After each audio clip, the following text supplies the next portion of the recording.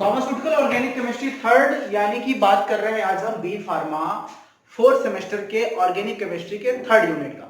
I hope ये third unit का last lecture होगा और इसके बाद हम लोग यूनिट 5 स्टार्ट करेंगे, फोर्थ बाद में स्टार्ट करेंगे क्योंकि यूनिट 5 में मैकेनिज्म है, बहुत इंपॉर्टेंट एग्जाम में आती है। तो यूनिट थर्ड का लास्ट चैप्टर है। आप लोगों ने chemical reactions, method of preparation, resonance, use अभी तक आपने देखा। इससे पहले पायरॉल का, उससे पहले आपने देखा थायोफिन और पायरॉल का, सॉरी फ्यूरॉन और पायरॉल का। आज हम बात करेंगे थायोफिन। देखिए थायोफिन में फ्रेंड्स मैं आपको सारी कुछ नहीं पढ़ाऊंगा क्योंकि अगर आपने फ्यूरॉन और पायरॉल पढ़ लिया तो ऑलमोस्ट सब कुछ वही है। जैसे कि कैसे कैसे वही है, थायोफिन के स्ट्रक्चर में क्या डिफरेंस है कि इस बार यहाँ पे जो ऑक्सीजन और नाइट्रोजन था, इस बार यहाँ पे सल्फर है।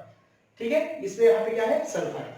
अब क्या क्या पॉइंट, जो पॉइंट आपने फ्यूरॉन और पायरॉल में लिखा था वही जो आपने लिखा था फ्यूरॉन में, उसी पॉइंट को सेम डिक्टो छापना है, बस आपको सल्फर को बात यहाँ पे रखनी है। जैसे कि क्या लिखेंगे हमको, अगर नंबरिंग करें 1 2 3 4 5, it is a 5 membered heterocyclic ring in which sulphur is an heteroatom. ठीक है, and this is one heteroatom containing molecule. ठीक है, इसमें क्या होता है, दिस इज एरोमेटिक कंपाउंड। इसमें रेजोनेंस किसका है, वही सेम जो उसमें था फ्यूरॉन में, pi single sigma bond pi bond और लोन पेयर का। इसमें रेजोनेंस है, सेम प्रॉपर्टी है, सेम फीचर है जैसे वहां पे हमने पढ़ा था। तो ठीक है, वो वाले पॉइंट, जो पॉइंट आपने वहां लिखा है वही पॉइंट को आप यहाँ पे कॉपी कर सकते हैं, बस सल्फर लिख के। आपको खुद से नोट्स बनाना है तो दूसरी बात करेंगे रेजोनेंस की। इसके दूसरी प्रॉपर्टी है रेजोनेंस। तो फ्रेंड आपको पता है कि रेजोनेंस भी जैसे आप वहां पढ़े थे, आपको याद होगा, जैसे आपने वहां पे फ्यूरॉन लिया था, ऑक्सीजन लिया था, इस बार आपको यहाँ पे सल्फर लेना है। तो आपने क्या किया था, आपको याद होगा, लोन पेयर एक बार आपने यहाँ रोटेट कराया, इसको यहाँ कराया, इसको यहाँ कराया, यहाँ माइनस, फिर ये बॉन्ड यहाँ, फिर यहाँ, फिर इसको यहाँ, फिर यहाँ, फिर यहाँ, ऐसे करके आपने जो स्ट्रक्चर आपको लास्ट लेक्चर में बनाया था फ्यूरॉन का, सेम स्ट्रक्चर बनाना है। फ्यूरॉन वाले के 6 स्ट्रक्चर बनाने हैं, बस एक अलग चीज करना है, जहां पे O था वहां पे S कर दो, सारा रेजोनेंस सेम। इसलिए इसको बार बार पढ़ाने का, बार बार बताने का कोई बहुत मतलब नहीं है, टाइम वेस्ट करना है, क्योंकि इतना तो आप खुद से लिख सकते हैं, इतने तो आप मास्टर हो ही गए। हम बात करेंगे डायरेक्ट मेथड ऑफ प्रिपरेशन की या सिंथेसिस की बात करेंगे। मेथड ऑफ प्रिपरेशन या इसको हम बोल सकते हैं सिंथेसिस। तो सिंथेसिस में कैसे करते हैं, सबसे पहला मेथड है कोल तार मेथड। इसमें कोई रिएक्शन है नहीं, फ्रॉम कोल तार मेथड। इसमें क्या होता है कि आपको पता है कि कोल तार क्या होता है, जितनी पेट्रोलियम मटेरियल्स हमारे निकाले जाते हैं, तो पेट्रोल, डीजल, केरोसिन ऑयल निकलता है, तो उसका जो क्रूड होता है, जो उसका कचरा होता है, उसको कोल तार बोलते हैं। उसी कोल तार से ढेर सारे पेट्रोल्स, जेट इंजन के ऑयल्स, ये सब निकाले जाते हैं। तो जो कोल तार बचता है, उसी कोल तार में कुछ मात्रा में थायोफिन भी पाया जाता है। उस थायोफिन को फ्रैक्शनल डिस्टिलेशन मेथड द्वारा, फ्रैक्शनल डिस्टिलेशन मेथड के द्वारा हम लोग प्राप्त करते हैं। ये पहले पॉइंट में रिएक्शन नहीं लिखना है, बस सीधा सा लिखना है। क्या लिखेंगे कि in the coal tar there is a large amount of thiophene molecules are present, and thiophene molecules can be synthesized or can be separated from coal tar extract by the using fractional distillation method। बस simple से लिखिए कि fractional distillation method से हम लोग कोल तार से thiophene अलग करते हैं। ठीक है, दूसरे मेथड की बात करेंगे। दूसरा मेथड है फ्रॉम, किसकी बात करेंगे, एसिटाइलिन, फ्रॉम एसिटाइलिन। आपको याद होगा जैसे आपने एसिटाइलिन से फ्यूरॉन बनाया था, सेम वही रिएक्शन बनने वाला है। क्या किया था, वहां पे H2O लिया था, क्या करेंगे हम, CH ट्रिपल बॉन्ड CH, इस मॉलिक्यूल को हमने ले लिया, इसके दो हमने मॉलिक्यूल के ले लिए, 2 मॉलिक्यूल ले लिया और इसका रिएक्शन करा दिया H2S। किससे रिएक्शन करा दिया फिर, H2S। और H2S से रिएक्शन कराने के बाद in the presence of aluminium metal आप इसको 400 डिग्री सेंटीग्रेड तक गर्म करिए। थायोफिन मॉलिक्यूल के 2 मॉलिक्यूल ले लीजिए, गर्म करिए, तो क्या बनेगा, सीधा सा जो हमको बनाना था वही बना दीजिए, मुद्दे की बात है। और यहाँ से क्या निकलेगा, S यहाँ पे लग जाएगा और H2 गैस यहाँ से बाहर निकलेगा। ठीक है, ये सिंपल सा कंपाउंड है, ये बन गया हमारा थायोफिन। तो क्या कह सकते हैं कि when the acetylene gas is passed with the hydrogen disulfide gas in the presence of aluminum at high temperature up to 400 degree Celsius, then they convert into the thiophin and release hydrogen gas। सीधी सी भाषा में आपको ये लिखना है, बाकी कहानी पता है कैसे बना, एक CH यहाँ ले लो, CH यहाँ ले लो, बॉन्ड बॉन्ड लगा दो, सल्फर लगा दो, काम हो जाएगा। हमको मैकेनिज्म मतलब फिलहाल नहीं है। आगे हम बात करेंगे फ्रॉम ब्यूटेन। तीसरा है फ्रॉम ब्यूटेन। ब्यूटेन से हम कैसे बना सकते हैं, व्हाट इज द ब्यूटेन, और हम ब्यूटेन से कैसे बना सकते हैं। तो ब्यूटेन के लिए क्या होता है, यहाँ पे हमको कराना पड़ेगा साइक्लाइजेशन रिएक्शन। दिस इज, देखिए ये फ्रेंड जो मॉलिक्यूल है ये क्या है, ब्यूटेन है, 1 2 3 4, दिस ब्यूटेन, ये सीधा से हमारा ब्यूटेन है। इसका रिएक्शन किससे करा सकते हैं, ध्यान समझिएगा, इसका रिएक्शन कराएंगे सल्फर के मॉलिक्यूल से, 4 मॉलिक्यूल के सल्फर से कराएंगे और कराने के बाद इसको 400 डिग्री सेंटीग्रेड तक गर्म करेंगे। तो यहाँ पे साइक्लाइजेशन रिएक्शन होगा। कैसे होगा? साइक्लाइजेशन। कैसे होगा फ्रेंड? ये सल्फर का मॉलिक्यूल यहाँ जुड़ेगा आके, ये मॉलिक्यूल सल्फर का आके इस बॉन्ड बनाएगा, ठीक है। उसके बाद क्या होगा? यहाँ से हाइड्रोजन निकलेगा, यहाँ से निकलेगा, यहाँ से निकलेगा, यहाँ से निकलेगा, आपके 3 हाइड्रोजन गैस यहाँ से निकलेंगे, तो आपके यहाँ पे प्लस H2S गैस भी रिलीज होगा। इसको बैलेंस करना चाहे तो यहाँ पे 3 आपको लगाना पड़ेगा, तो आपको देखो 4 सल्फर यहाँ, 1 सल्फर यहाँ लग गया, 3 यहाँ से निकल गया H2S गैस में। तो ये सीधा सा एक फंडा है कि हम कैसे ब्यूटेन से बना सकते हैं, ठीक है। सल्फर रिएक्शन कराइए, इसमें लिखेगा कि when the N-butane reacts with the sulfur molecules in the at high temperature 400 degrees Celsius, then after cyclization reaction they convert into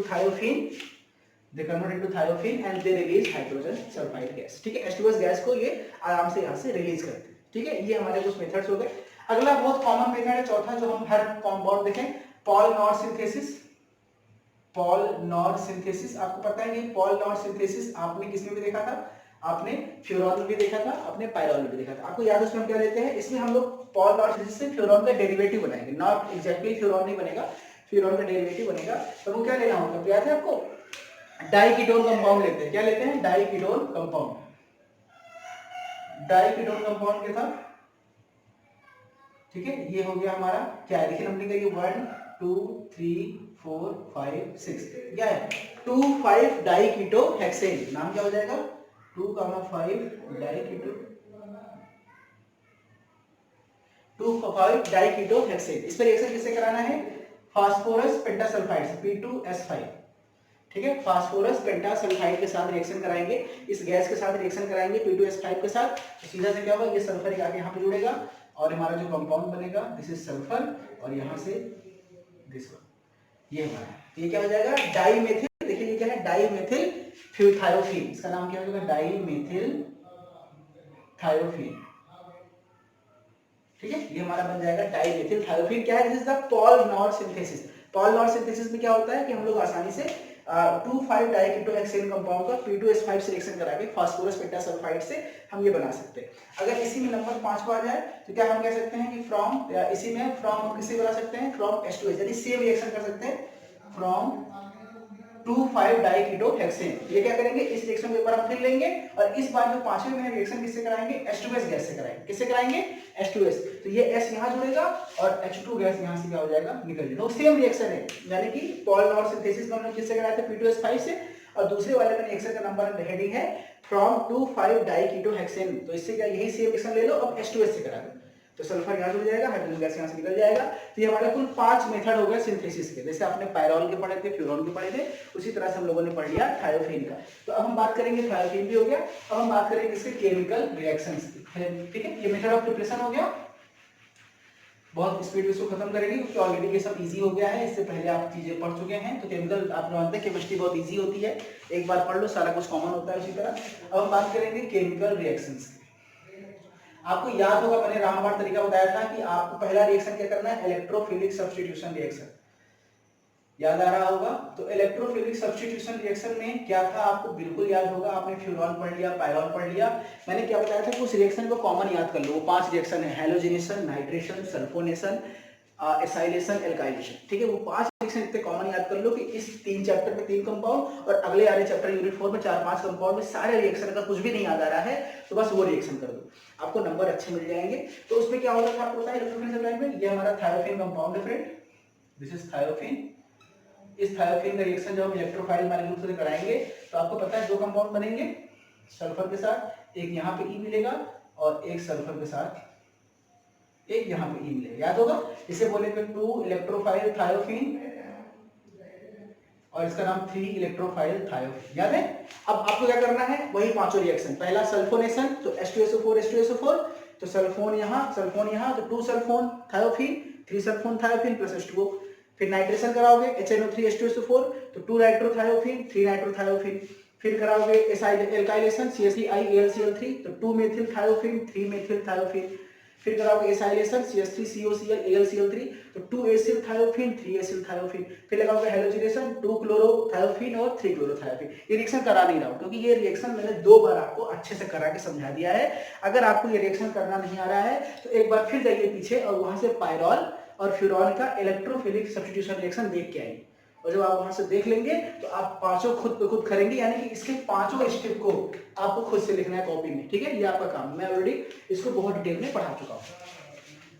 अब हम बात करेंगे दूसरे रिएक्शन की। दूसरा रिएक्शन फ्रेंड हमारा रिडक्शन रिएक्शन है। तो रिडक्शन रिएक्शन आप जानते हैं क्या होता है, या तो हाइड्रोजन ऐड करना है या ऑक्सीजन को रिमूव करके हाइड्रोजन को ऐड करना है। यहाँ पे ऑक्सीजन तो है नहीं, यहाँ पे थायोफिन है, तो क्योंकि ऑक्सीजन की जगह नेगेटिव क्या है, सल्फर, तो सल्फर को भी हम हटा अगर लगा दें तो वो भी हमारा क्या कहा जाएगा, रिडक्शन कहा जाएगा। रिडक्शन किससे कराते हैं, H2 निकेल के साथ गर्म करते हैं, इसको गर्म करते हैं हाई टेम्परेचर पे गर्म करेंगे तो ये सल्फर निकल जाएगा। ठीक है, यहाँ पे सल्फर जो है वो रिप्लेस हो जाएगा, पूरी तरह से क्या होगा, हमारा सल्फर यहाँ पे फ्रेंड रिप्लेस हो जाएगा, ये निकल जाएगा। सल्फर क्या बन जाएगा, कंपाउंड क्या बन जाएगा, दिस वन, कंपाउंड क्या बन जाएगा, दिस वन। और यहाँ से NiS यानी निकिल सल्फेट अलग हो जाएगा, और यहाँ से H2O भी ये हो गया, तो ये जब हाइड्रोजन इसमें जुड़ेगा तो ये डबल बॉन्ड हमारा खत्म हो जाएगा। तो ये हमारा क्या बन गया, दिस इज ब्यूटेन।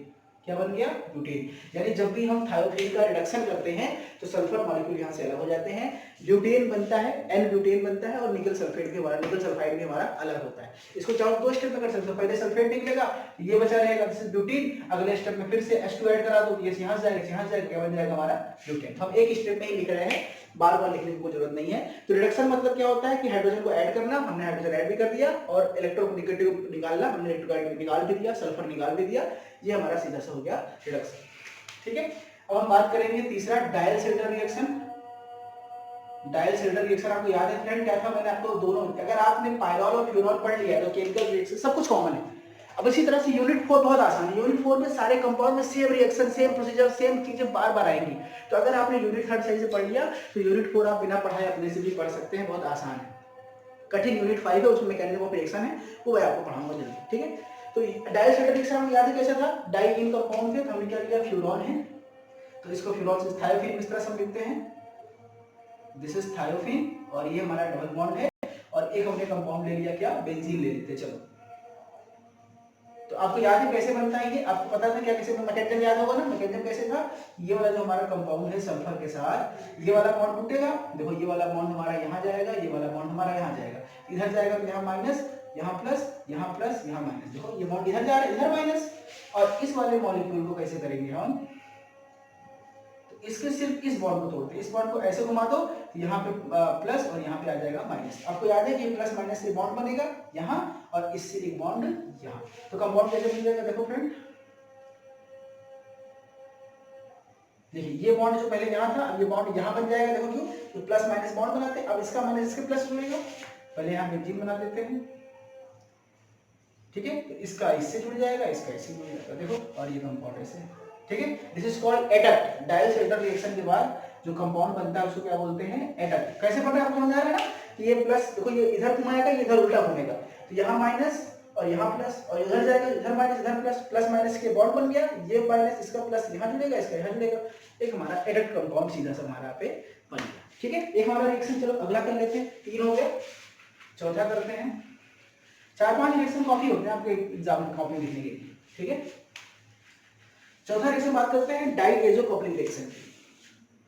चौथा है डाईएजो कपलिंग रिएक्शन। ठीक है फ्रेंड, हम बात करेंगे, चौथा रिएक्शन है डाईएजो कपलिंग रिएक्शन। इसमें क्या होता है कि डाईएजोनियम सॉल्ट के साथ रिएक्शन कराते हैं, कैसे बनाएगा, ये हमारा थायोफिन है, इसका रिएक्शन कराओ डाईएजोनियम सॉल्ट के साथ, क्या होता है, Cl N double bond N और बेंजीन रिंग, ये हमारा है डाईएजोनियम सॉल्ट, ये इसका बोलते हैं। क्यों बोलते हैं डाईएजोनियम सॉल्ट, मैंने पहले बताया था कि जिसमें N डबल बॉन्ड N हो उसे डाईएजोनियम बोलते हैं, और ये हमारा थायोफिन है। तो ये रिएक्शन कैसे करेगा, बिल्कुल सीधा सा इलेक्ट्रोफिलिक की तरह है, यहाँ Cl निकलेगा और यहाँ से S निकलेगा, HCl बाहर निकल जाएगा, और क्या बचेगा, ये वाला मॉलिक्यूल आके, देखिए ये वाला मॉलिक्यूल जो है आके यहाँ पे जुड़ जाएगा, N डबल बॉन्ड N और बेंजीन रिंग।